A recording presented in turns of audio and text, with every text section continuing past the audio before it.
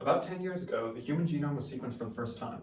This arduous process was one of many important advances in the scientific community's knowledge of genetics. With such powerful information on patterns of base pairs that code for genes that can harm or heal, so many implications arrive. Often new information leads to new technologies. In the case of genetics, as we discovered the genes responsible for genetic disorders, scientists were able to devise a procedure to discover these disorders before a fetus is born. The two most common methods are amniocentesis and chorionic villus sampling. In both techniques, samples containing the fetus's genetic information are taken from the mother and subjected to karyotyping for chromosomal microarray analysis to identify the risk of harmful genes.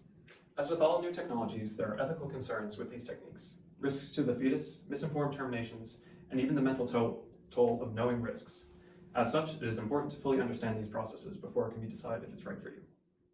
The first technique, amniocentesis, is the most commonly used invasive prenatal diagnostic test, most commonly used on pregnancies between 16 and 20 weeks. The technique pulls epithelial and amniocytes from amniotic fluid contained within the uterine cavity. It is used to diagnose fetal infections, intra-amniotic inflammation, chromosomal abnormalities, and single-gene disorders. Amniotic fluid is drawn through a transabdominal needle into the amniotic sac where it is either tested directly or grown in a culture. This process is commonly used with pregnancies that have statistically higher rates of complications, such as geriatric pregnancies. Second, less common invasive prenatal diagnostic test is chorionic villus sampling, or CVS. This test occurs during the development of the embryo in the placenta, where there is a layer of projections of tissue having same genetic material as the fetus, called chorionic villi. By taking a biopsy of the small part of the placenta along with the villi, genetic information can later be analyzed. The sample can be taken in the first trimester and can be done in two ways: by threading a tube-like catheter into the vagina to the placenta, or by inserting a long needle into the abdomen and uterus.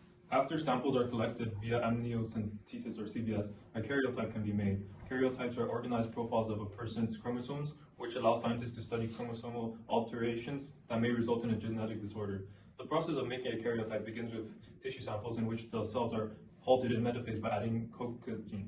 After the chromosomes must well spread properly and the hypotonic solution is used.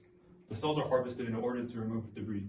The cells are then treated with methanol and glacial acetic acid during the process of centrifugation. Then slides are prepared and the chromosomes are stained blue and banned.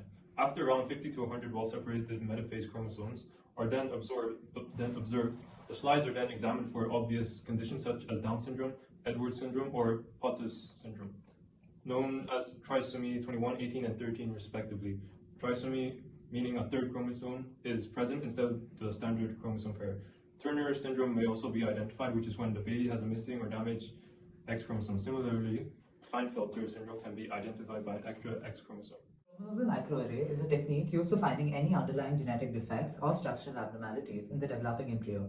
With this technique, the DNA or chromosome sample from the fetus is compared with a phenotypically normal reference, which then helps to identify the presence or absence of small genomic deletions and duplications, such as copy number variants. This procedure is thus slightly more powerful than karyotyping. These small genetic differences can then be used to predict whether there are any significant abnormalities in the phenotype of the child that could indicate any number of genetic disorders. There are two benefits that we can get as we use this technology. First, tests can be conducted in the early stage of pregnancy. The second benefit is that the test can detect abnormalities in the baby, which can allow parents to plan the remainder of the pregnancy and consider their options.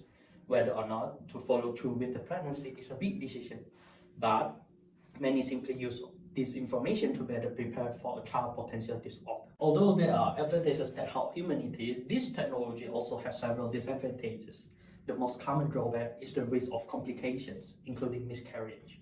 After conducting the test, there's a chance of miscarriage of pregnancy for amniocentesis is 0.5 to 1%, and for CVS is 1 to 2%. And the risk will be higher if the test is taken before the suggested week of pregnancy. Considering all the methods, risks, and benefits of these techniques, many ethical concerns arise. Firstly, there's the question of whether or not knowing about potential risks is a mother's responsibility. Given the possibility of discovering defects in the baby before birth, parents are now able to better prepare for a baby with genetic disorder or decide if it's something that they're even willing to do. Caring for children with disorders is often very taxing financially and time-wise, so parents surprised by a genetic disorder may be unable to take care for the child. With prenatal genetic screening, parents have the option to make informed decisions. This information does, however, come at a price. Procedures are expensive and pose minor risks to the baby, so ultimately parents must weigh these two factors to determine if these tests are appropriate. Secondly, there's the debate of whether or not terminating a baby due to genetic conditions is right. The The ethical debate of whether the fetus should continue its development is ultimately up to the parents in Canada. In the case where the testing reveals a genetic disorder, the parents may choose to terminate the pregnancy. If these tests become more accessible and widely used in the future, the termination rates of fetuses with genetic disorders may increase. There is the debate of whether all fetuses should have a chance at living. In order to protect this belief, some countries may render these tests illegal in order to preserve all life. Ultimately, there is no right or wrong answer, but these arguments must be kept in mind as technology continues to advance. In sum, our capacity to examine genetic code and determine the conditions of a fetus is both a blessing and a curse. It cannot be said whether aborting or following through with pregnancy is right or wrong with the information these techniques give us, as it is ultimately a personal decision. From tiny samples via amniocentesis or chorionic villus sampling, geneticists are able to deliver the best or worst news, but typically people prefer to be prepared with the bad news at this stage than to find out postpartum. Others find it hard to live with the information and the crippling decisions that sometimes must come out of it. Regardless, if it is to be considered, we recommend further research and conversations with medical professionals. Only then can it be decided whether it is right or not on a personal level.